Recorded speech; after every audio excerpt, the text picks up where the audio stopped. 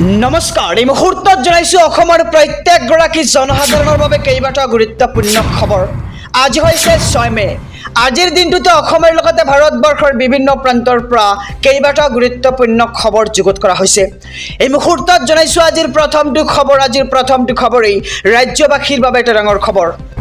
কাইলৈ তৃতীয় পৰ্যায়ৰ লোকসভা নিৰ্বাচন আৰু এই লোকসভা নিৰ্বাচনৰ প্ৰাক্ষণত নিৰ্বাচনী আয়োগে ভোটাৰ ৰাইজৰ বাবে কেইবাটাও গুৰুত্বপূৰ্ণ নিৰ্দেশনা জাৰি কৰিছে।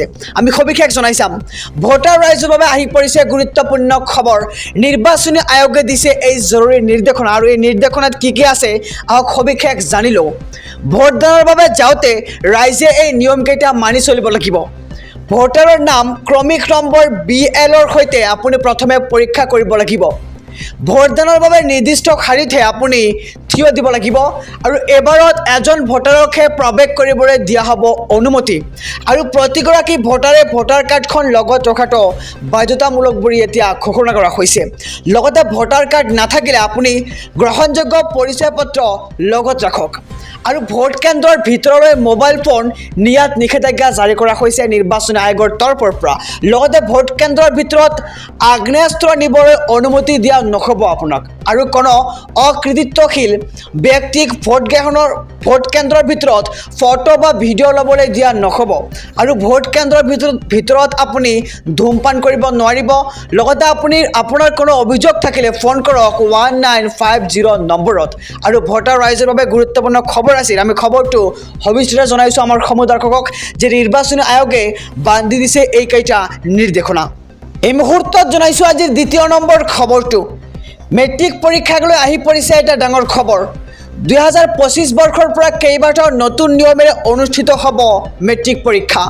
শিক্ষা বিভাগৰ ফালৰ পৰা ঘোষণা কৰা হৈছে এই খবৰ আৰু ঐচ্ছিক বিষয় হিচাপে নতুনকৈ সংযুক্ত কৰা হ'ব কৃত্ৰিম বুদ্ধিমত্তা আৰু ৰবটিক্স। নৱম আৰু দশম শ্ৰেণীৰ প্ৰেক্টিকেল পৰীক্ষাৰ নিয়ন্ত্ৰণৰ দায়িত্বত থাকিব পৰীক্ষা কমিটি।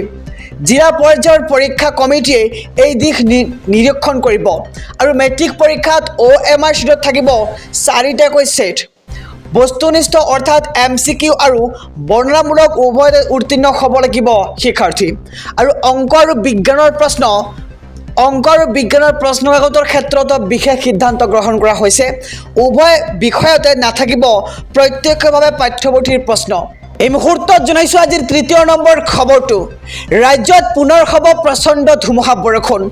40ৰ পৰা 50 কিলোমিটাৰ গতিবেগত আহিব বতাহ আৰু অহা 10 মেলৈ কেইবাখনো জিলাত হ'ব প্ৰচণ্ড বৰষুণ।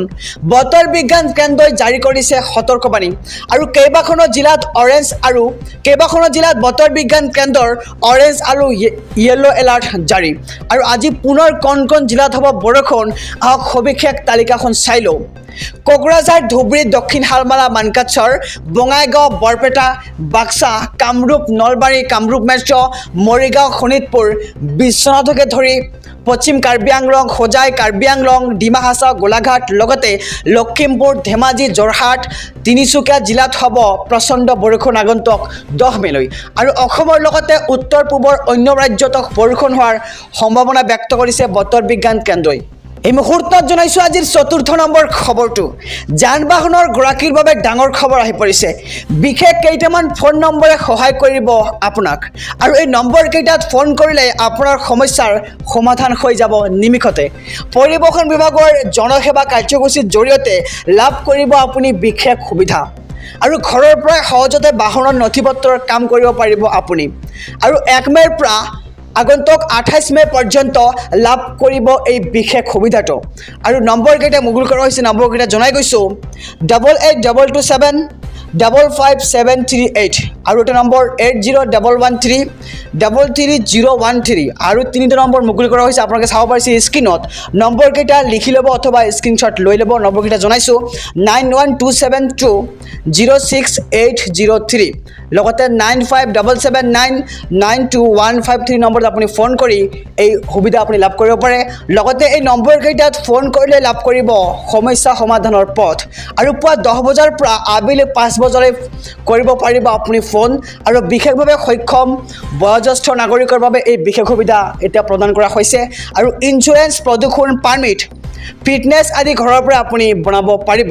আৰু ক্ষমা কৰিব আপুনি ইঞ্চুৰেঞ্চ প্ৰদূষণ পাৰ্মিট ফিটনেছ আদি ঘৰৰ পৰা আপুনি আদায় দিব পাৰিব আৰু ঘৰত গৈ পৰিবহণ বিভাগৰ বিষয়া কৰ্মচাৰীয়ে কৰি দিব আপোনাৰ সকলো কাম কাজ আৰু প্ৰতিগৰাকী বাহনৰ গৰাকীয়ে লাভ কৰিব এই বিশেষ সুবিধাটো